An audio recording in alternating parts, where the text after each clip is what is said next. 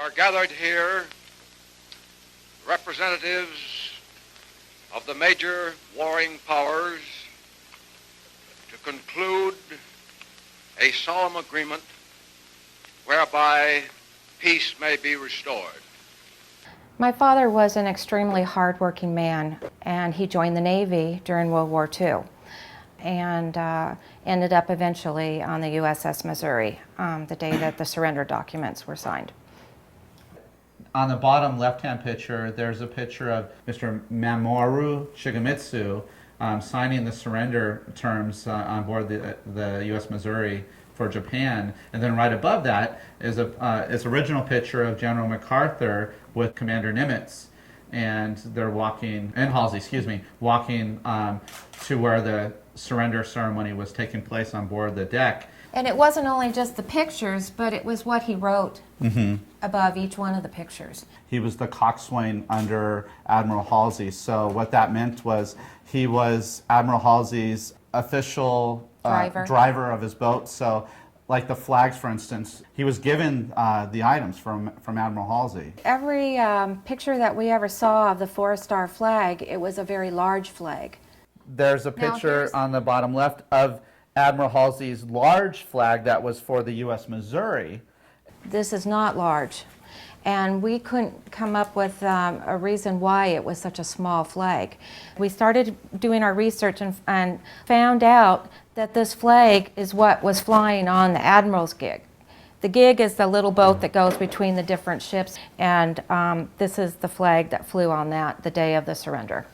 I knew that these items were in our hall closet in California when I was growing up, but many of these things he brought to my home prior to him dying, such as the flag, the 48-star flag, the meatball flag for the Japanese. We believe this was given out to the crew people that day of the ceremony by the Japanese, a delegation that came onto the ship. That's what we believe that this flag came from. He did talk about the pictures that he had of the surrender ceremony, and he was very proud that he was there that day. But as far as going into any details, no, he didn't. We now have the task of trying to figure out where all the pieces of the puzzle fit.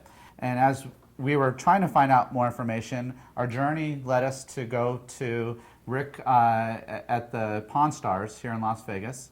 He was just flabbergasted, just blown away with what he saw. And they wanted us to come up with a value of the items, which is extremely difficult because they're irreplaceable. They're one-of-a-kind items. So from that point on, that led us to try to obtain tickets for the Antique Roadshow.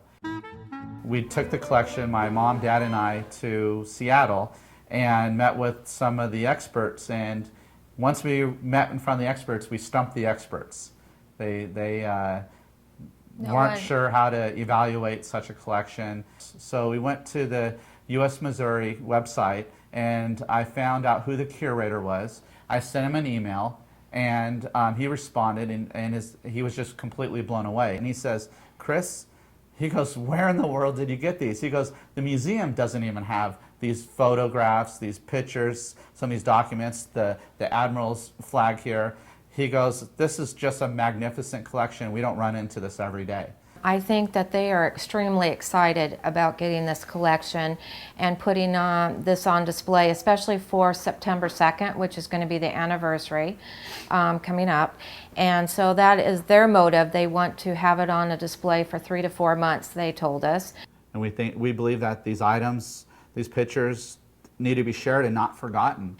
Why should it be in a safe or locked up? It needs to be on display so other Americans and other people of other nationalities and I can't think of a see more it. Credible place than the U.S. Missouri to bring a collection like this. So I am just very honored to be able to honor my grandfather and America. Let us pray that peace be now restored to the world, and that God will preserve it always. These proceedings are closed. The war is over. Peace is here.